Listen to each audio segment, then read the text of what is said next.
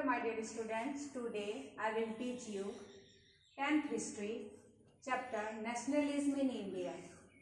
Previous video में मैं Jallianwala Bagh incident बताई थी कि किस प्रकार जनरल डायर के लीडरशिप में जालियांवाला बाग मैस्केयर घटना घटित होती है।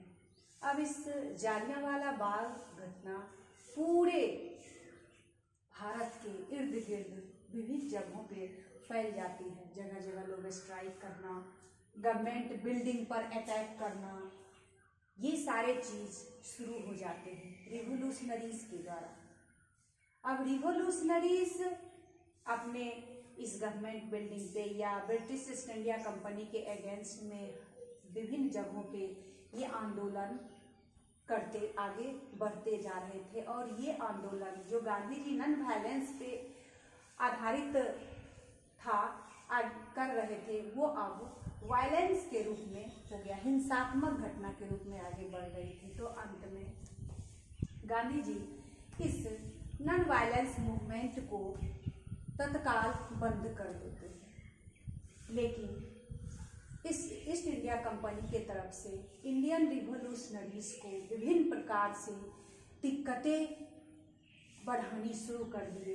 जैसे जितने भी रिवोल्यूशनरीज थे, अगर वो कहीं भी उनको पकड़ में आ जाती थी तो उनके नाक को ग्राउंड पे रगड़ने का दंड देते थे, या कहीं किसी गली में उनको क्रॉल करने के लिए घुटने के बल चलने को कहते थे। तो कभी ब्रिटिश ईस्ट इंडिया कंपनी के जितने भी साहब थे उनको सैल्यूट करने के लिए, इस प्रकार विभिन्न रिवोल्यूशनरीज काफी दिक्कतें का सामना कर रहे थे।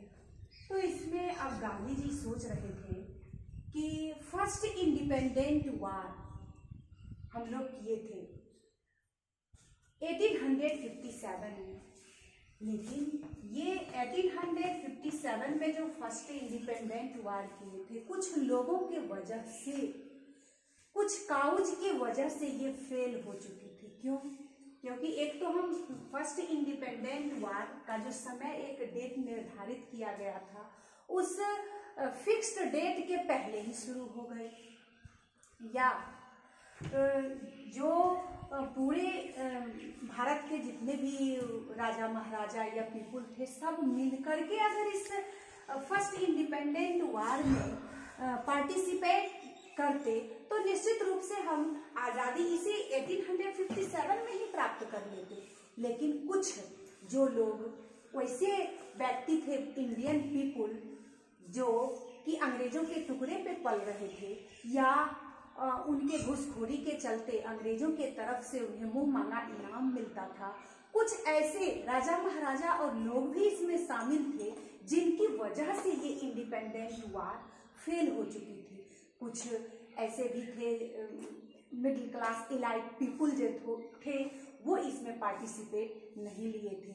आज हम जिन रेजिमेंट का पूरे इंडिया में नाम लेते हैं, वो पंजाब रेजिमेंट, जो ये कभी नहीं 1857 में वो किनका साथ दिए थे, तो अंग्रेजों का साथ दिए थे। तो इस प्रकार हम देखते हैं कि हमारे इंडियन में यूनिटी की कमी थी, और इसी यूनिटी की कमी के चलते ये फर्स्ट इंडिपेंडेंट वार फेल हो चुकी थी।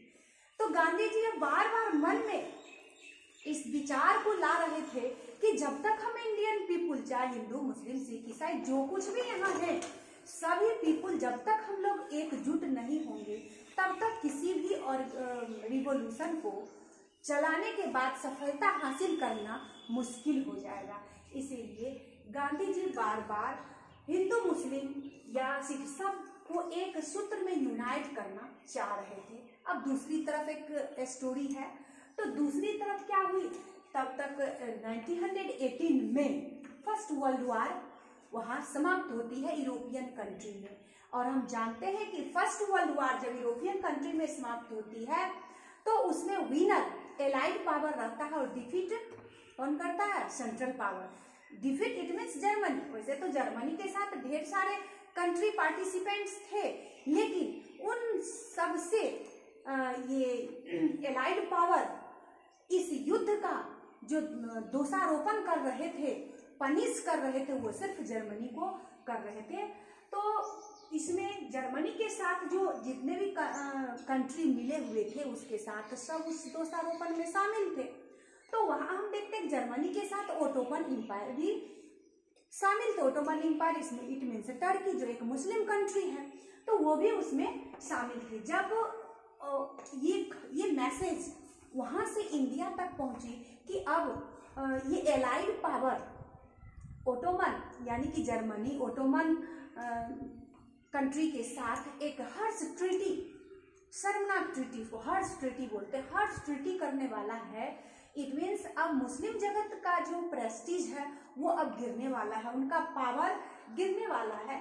इसीलिए ये सब यानी कि मुस्लिम जगत का पावर, इसमें खलीफा का पावर।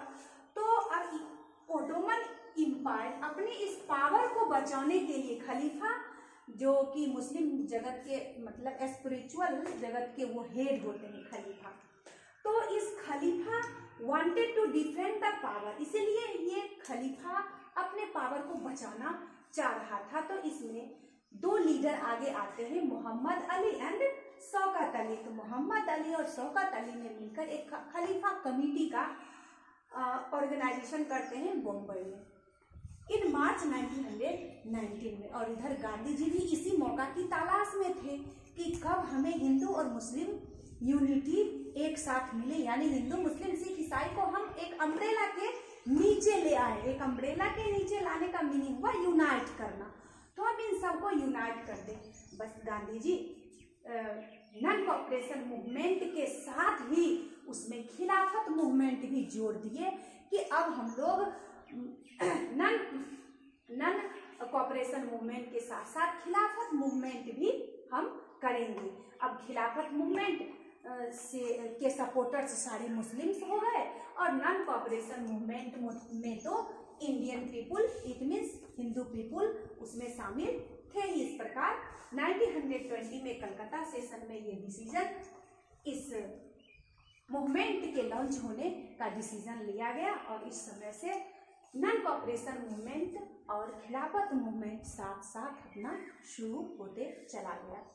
तो अब हम देखते हैं कि इस ब्रिटिश ईस्ट इंडिया कंपनी जो हमारे इंडियन पीपुल के ऊपर जितना ही कड़ा रूल को वो लोग इम्प्लीमेंट करते हैं, हम लोगों के अंदर उतनी नेशनलिज्म की फीलिंग्स, पैट्रियोटिक फीलिंग्स, अपने देश के प्रति एक प्रकार की सद्भावना पूर्ण गति ये आगे बढ़ते ही जा रही है।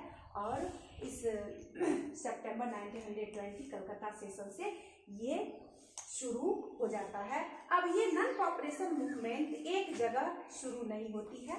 नन कॉपरेशन ये कभी पहले तो टाउन एरिया में ही फैलती है, तो हम देखेंगे कि अब ये टाउन एरिया में कैसे फैलती है और टाउन एरिया के बाद फिर rural area, it means country side में कैसे फैलती है, तो नेक्स्ट वीडियो में बताऊंगी। धन्यवाद।